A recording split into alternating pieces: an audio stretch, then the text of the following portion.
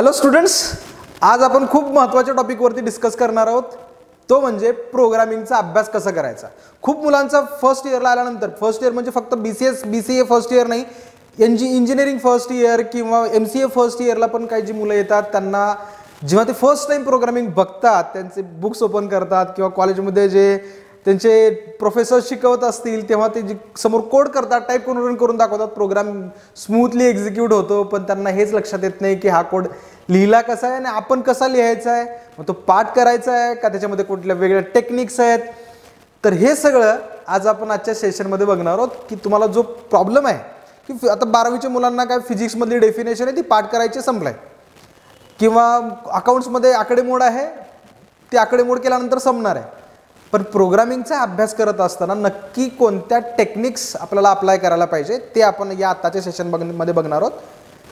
तुम्ही हा व्हिडिओ शेवटपर्यंत बघाल याची मला खात्री आहे, कारण प्रोग्रामिंगचा अभ्यास करणं म्हणजे कुठलीही फिजिक्सची डेफिनेशन पाठ करण्यासारखं नाही आहे. तुम्हाला प्रोग्रामिंगमध्ये जे लॉजिक आहे ते लॉजिक समजणं जास्त महत्त्वाचं आहे. एकदा का तुम्हाला लॉजिक समजलं का तर तुम्ही कुठल्याही प्रोग्रामिंग लँग्वेजमध्ये कोड करू शकता. आता तुमच्यासमोर हा कोड आहे, या कोडमध्ये नक्की आउटपुट काय येतं हे जर मी तुम्हाला ट्रेस करायला सांगितलं, जर तुम्हाला ते येत असेल तर हा व्हिडिओ तुम्ही नाही बघितला तरी चालणार आहे. पण जर या प्रोग्रामचं आउटपुट तुम्हाला काय येतं आहे हे जर लक्षात येत नसेल तर हा व्हिडिओ नक्की तुमच्यासाठी आहे. तुम्ही हा व्हिडिओ शेवटपर्यंत बघायलाच पाहिजे. ठीक आहे. तर आता हा फॉर लूप आहे. नक्की प्रोग्रामिंग शिकायचं कसं किंवा प्रोग्रामिंगचा जो कोड तुमच्या समोर आहे तो कसा ट्रेस करायचा हे पहिले तुम्हाला समजलं पाहिजे. आणि एकदा का तुम्हाला ट्रेसिंग समजलं की नंतर तुम्हाला कोड लिहिता येईलच. चला तर बघूयात आपण हा नक्की कोड म्हणजे काय आहे, या कोडमध्ये नक्की होतं काय. आता कुठलाही कोड जेव्हा तुमच्या समोर असेल, जेव्हा तुम्ही अभ्यास करताय आणि तुमच्या समोर कुठला तरी कोड आहे, त्या कोडचं तुम्ही प्रॉब्लेम स्टेटमेंट न रीड करता किंवा आउटपुट न बघता तुम्ही तुमचा प्रयत्न करा की तो कोड रीड करायचा आणि नोटबुकवरती ट्रेस करायचं. मी असं म्हणत नाही की तुम्ही टाईप करा आणि कम्प्युटरवरनं आउटपुट जनरेट करून बघा. तुम्हाला जर शिकायचं आहे, नक्की खरंच शिकायचं आहे, तर त्या केसमध्ये तुम्ही ड्राय रन करायचा आहे प्रोग्राम. म्हणजे तुम्हाला ट्रेस करता आला पाहिजे. मी ट्रेसिंग हा शब्द रिपीटेडली यूज करतोय, तुम्हाला लक्षात येईल थोडं. इंटिजर एक्स, आता हे मी सीचं एक्झाम्पल घेतलंय, सीमध्ये करतोय. तुम्हाला कुठल्याही प्रोग्रामिंग लँग्वेजमध्ये जर हा कोड कळला तर कुठल्याही प्रोग्रामिंग लँग्वेज बरोबर तुम्हाला रिलेट करता येईल हा कोड.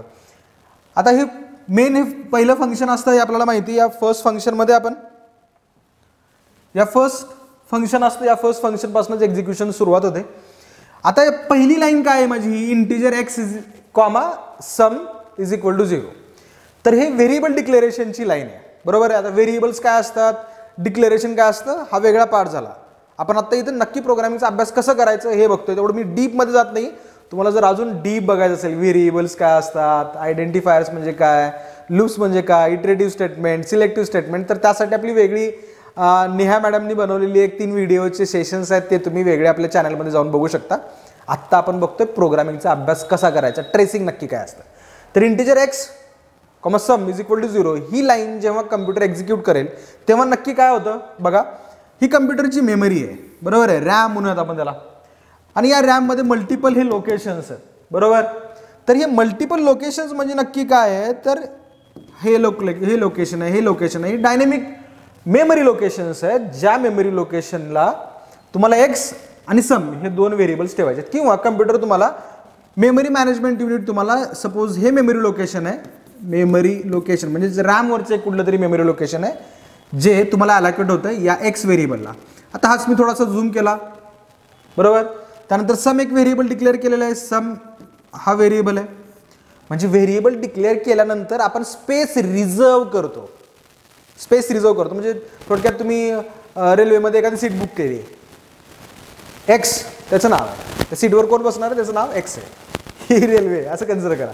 तुम्हाला बुकिंग करायचं आहे, कुठलीही मेमरी बुक करायची असेल तर व्हेरिएबल डिक्लेअर करायचं. आणि व्हेरिएबल डिक्लेअर करत असताना आपल्याला त्याचा डेटा टाईप मेन्शन करावा लागतो. इंट एक्स आणि सम इज इक्वल टू 0 हे 2 व्हेरिएबल आपण डिक्लेअर केलेत. एक्समध्ये आपण अजून कुठलीही व्हॅल्यू टाकलेली नाही, पण सम इज इक्वल टू 0 केलेलं आहे. तर समसाठी जी मेमरी अलोकेट केली आहे मी, ती मेमरी इनिशियलाइज केली 0ला. लक्षात ठेवा, सम इज इक्वल टू 0 केलं आहे, तर मी त्या केसमध्ये सममध्ये ही व्हॅल्यू 0 सेट केली आहे. ठीक आहे. त्याच्यानंतर फॉर लूप जे दिसते आपल्याला, हे फॉर लूप तुम्ही कसं रीड कराल, for x is equal to 0, x is less than equal to 5 x plus plus, हे असं जसं स्ट्रेट रीड करता हे पाठ पण करायचं नाहीये, येतं लक्षात. आता हे नक्की काय कसं ट्रेस होतं बघा. फॉर मध्ये 3 स्टेटमेंट आहेत. पहिलं इनिशियलायझेशन आहे, दुसरं कंडिशन आणि तिसरं इन्क्रीमेंट ऑफ. बरोबर आहे. तर first time x is equal to 1 हे जे केलं आपण ते इनिशियलायझेशन आहे, पहिल्यांदा एक्झिक्यूट होणार आहे. तर x जी मेमरी आपण अलोकेट केली आहे त्याच्यामध्ये व्हॅल्यू 1 सेट केली आपण. कशामुळे झाली सेट? या x इज इक्वल टू 1 या स्टेटमेंटमुळे सेट झाली व्हॅल्यू. बरोबर आहे. याच्यानंतर आपण कुठे जातो? हे सगळे स्टेटमेंट जरी एका लाईनमध्ये लिहिलेले असले तरी त्यांचं एक्झिक्युशन वेगवेगळ्या वेळेला होतं. बरं का, आता नीट बघा. For x is equal to 1 जेव्हा मी केलंय हे झाल्यानंतर इनिशियलायझेशन झाल्यानंतर इथून मी जम्प करतो या पुढच्या स्टेटमेंटला, x is less than equal to 5 आणि हे आहे कंडिशनल स्टेटमेंट. कसलं स्टेटमेंट आहे? Conditional statement. x is less than equal to 5 आणि याचा आन्सर आपण स्वतःच द्यायचं सुरुवातीला. आपला रोल काय? आपला रोल प्रोग्रामरचा पण आहे आणि आपला रोल युजरचा पण आहे. बरोबर आहे. म्हणजे आपण जेव्हा प्रोग्रामिंग करतो तेव्हा आपण स्वतःला क्वेश्चन विचारा आपल्याला, is x less than equal to 5? x मध्ये व्हॅल्यू काय? x मध्ये व्हॅल्यू आहे 1. बरोबर आहे. Is 1 less than equal to 5? The answer is yes. yes म्हणजेच काय? ही कंडिशन ट्रू झाली आहे. ही कंडिशन ट्रू झाली आहे. ही जर कंडिशन ट्रू होत असेल तर आपण लूपच्या आतमध्ये जाणार आहोत. लूपच्या आतमध्ये म्हणजे जे कर्ली ब्रॅकेट लिहिलेत फॉर लूपसाठी, ब्लॉक जो क्रिएट केलाय त्या ब्लॉकच्या आपण आतमध्ये चाललोय. आणि या आतमध्ये काय लिहिले मी? या आतमध्ये लिहिले sum is equal to sum plus x. बरोबर आहे. हे स्टेटमेंट आहे. तर sum is equal to sum plus x जो लिहिले, इक्वल टूच्या राईट हँड साईडला जो पार्ट असतो तो आधी इव्हॅल्युएट होतो आणि त्याच्यानंतर ह्याचं जे काही आन्सर येईल ते लेफ्ट हँड साईडला LHS ला असाइन होतं. सिंपल आहे. Sum is equal to sum plus x आहे, तर सम प्लस एक्स हे आधी इव्हॅल्युएट होईल. आता एक कसं इव्हॅल्युएट होईल? सम आणि एक्स हे 2 व्हेरिएबल आहेत. या व्हेरिएबलमध्ये व्हॅल्यूज आहेत. सम मध्ये व्हॅल्यू आहे 0, एक्स मध्ये व्हॅल्यू आहे 1. मग 0 प्लस 1, सम मध्ये व्हॅल्यू आहे 0, एक्स मध्ये व्हॅल्यू आहे 1. 0 प्लस 1, 1 इव्हॅल्युएट होईल आणि जे काही आलेला आन्सर आहे ते आन्सर या सम व्हेरिएबलमध्ये स्टोअर होईल. सम म्हणजे कोणता व्हेरिएबल? सम एकच आहे आपल्याकडे. बरोबर आहे. या सम मध्ये व्हॅल्यू स्टोअर होईल 1. क्लिअर? फर्स्ट इटरेशन झालं. आता हे स्टेटमेंट आपले एक्झिक्यूट झालं फर्स्ट टाइम, एक एक्झिक्यूट झालं. त्याच्यानंतर हा कर्ली ब्रॅकेट येतो. या फॉर लूपचा हा कर्ली ब्रॅकेट आहे. हा जो कर्ली ब्रॅकेट आहे हा कर्ली ब्रॅकेट आता नीट बघा. x is equal to 1, x is less than equal to 5 झाल्यानंतर मी इथून डायरेक्ट इथे आतमध्ये आलो होतो. x प्लस प्लसला गेलो होतो का आपण? नव्हतो गेलो. मग आता x प्लस प्लसला जायची वेळ आली. हा कर्ली ब्रॅकेट जो आहे फॉर लूपचा, या क्लोजिंग ब्रॅकेट नंतर मी या x प्लस प्लसला येणार आहे. समजतंय? एका लाईनीमध्ये लिहिले म्हणजे एकानंतर एक लगेच रीड करत लगेच एक्झिक्यूट होतोय का? नाही. कंप्लीट एक्झिक्युशन झालं हे, त्याच्यानंतर आपण x प्लस प्लस करतोय. मग आता x प्लस प्लस नाही, प्लस प्लस हा इन्क्रीमेंट ऑपरेटर आहे. इन डिटेल बघायचं तर परत मॅडमची लेक्चर्स बघा. ठीक आहे. परत x प्लस प्लस केल्यानंतर x प्लस प्लसनी व्हॅल्यू 1 नी इन्क्रीज होते. x प्लस प्लस आहे, x या व्हेरिएबल मधली व्हॅल्यू 1 नी इन्क्रीज होणार आहे. x मध्ये किती व्हॅल्यू आहे? 1. 1 प्लस 1 2. x मध्ये 2 ही व्हॅल्यू स्टोअर झाली. क्लिअर? याच्यानंतर जेव्हा ही इन्क्रीमेंट झालं त्याच्यानंतर परत आपण इथंच येणार आहोत या कंडिशनला. ॲरो नीट फक्त फॉलो करा. इथून आपण इथे आलो होतो, कंडिशन ट्रू झाली. इथून आतमध्ये आलो, आतमध्ये आल्यानंतर एक्झिक्युशन केलं ते स्टेटमेंटचं. त्यानंतर मी हा ॲरो फॉलो करून x प्लस प्लसला आलो. x प्लस प्लस झाल्यानंतर मी परत कंडिशनला आलो. आता कंडिशन काय? Is x less than equal to 5? What is x? x is 2. Is 2 less than equal to 5? Condition is true. True आहे तर आतमध्ये या. आतमध्ये काय? Sum is equal to sum plus x. Sum मध्ये व्हॅल्यू किती आहे? सम मध्ये व्हॅल्यू आहे 1. 1 प्लस एक्स मधली व्हॅल्यू, एक्स मधली व्हॅल्यू आहे 2. 1 प्लस 2 3. ह्याचा आन्सर येईल 3. 3 व्हॅल्यू सम मध्ये स्टोअर होईल. क्लिअर? सम मध्ये 3 व्हॅल्यू स्टोअर झाली. मी तो व्हेरिएबल अपडेट करून ठेवलाय. त्याच्यानंतर परत ब्रॅकेट आहे, परत एक्स प्लस प्लस. एक्सची व्हॅल्यू किती? एक्सची व्हॅल्यू आहे 3. इन्क्रीज झाली. एक्स प्लस प्लस ने 3 झाली. 3 is less than equal to 5. आता इथे लिहायची गरज नाही. तुम्हाला हवा असेल, जोपर्यंत तुम्हाला प्रॅक्टिस होत नाही तोपर्यंत तुम्ही ट्रेसिंग करा. जोपर्यंत प्रॅक्टिस होत नाही, तुमच्या डोक्यात या गोष्टी फिरायला पाहिजे फास्ट, तोपर्यंत तुम्हाला हे करायची गरज आहे.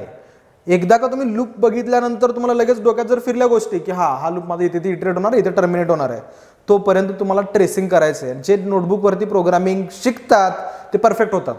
ट्रेसिंग तुम्हाला करता येणं नेसेसरी आहे. फर्स्ट डे पासूनच लॅपटॉप घेऊन बसलोय मी आणि मी प्रोग्रामिंग शिकतोय. समोर युट्यूबचा कुठला तरी व्हिडिओ चाललाय असाच, किंवा सी प्रोग्रामिंग इन 1 शॉट, किंवा C programming in just 10 minutes, असं होत नाही. प्रोग्रामिंग शिकणं म्हणजे गप्पा नाही आहेत. प्रोग्रामिंग शिकणं म्हणजे तुम्हाला तिथं प्रॉपर सेटिंग पाहिजे, व्यवस्थित तुमचं डोकं एकाच ठिकाणी पाहिजे. इकडं तिकडं कुठं जात असेल तरी अभ्यास होणार नाही. आणि हे शिकण्यासाठी तुम्हाला हे यायला पाहिजे, ट्रेसिंग यायला पाहिजे. हे कळल्यानंतर मग तुम्ही ट्रायल म्हणजे करण्यासाठी बघण्यासाठी आपण ट्रेसिंग केलेलं बरोबर आहे का नाही हे बघण्यासाठी तुम्ही मशीनचा यूज करा, त्याच्यावरती टाईप करून रन करा. पण त्याच्या आधी एक्झिक्यूट करू नका, तरच तुमचं लॉजिक डेव्हलप होणार आहे. मी जे म्हणतो ना, प्रोग्रामिंग शिकायचं कसं, प्रोग्रामिंगचा अभ्यास करायचा कसा, तर तो असा. ठीक आहे. Sum is equal to 3, x plus plus केलं, एक्सची व्हॅल्यू 3 झाली आहे, 3 is less than equal to 5. Condition true आहे तर आपण आतमध्ये आलो. सम किती आहे 3 प्लस एक्सची व्हॅल्यू 3 प्लस 3 6, सम मध्ये 6 व्हॅल्यू स्टोअर झाली. परत ब्रॅकेट एक्स प्लस प्लस एक्सची व्हॅल्यू झाली 4, परत condition 4 is less than equal to 5, परत कंडिशन ट्रू आहे, परत आतमध्ये सम किती आहे 6, एक्स किती आहे 4, 6 प्लस 4 10 कशामध्ये स्टोअर होणार आहे, सम मध्ये स्टोअर होणार आहे. इटरेशन मी थोडंसं पास केलं असेल, थोडंसं स्लो करून बघावं असेल तर परत एक्स प्लस प्लस एक्सची व्हॅल्यू जी 4 होती ती आता 5 झाली. 5 is less than equal to 5 is less than or equal to 5 आहे. 4 साठी आपण बघितलं, 4 ऍड केलं होतं, 6 प्लस 4 10 झालं होतं. 4 ची कंडिशन झाली 5 is less than or equal to 5, ही कंडिशन ट्रू आहे.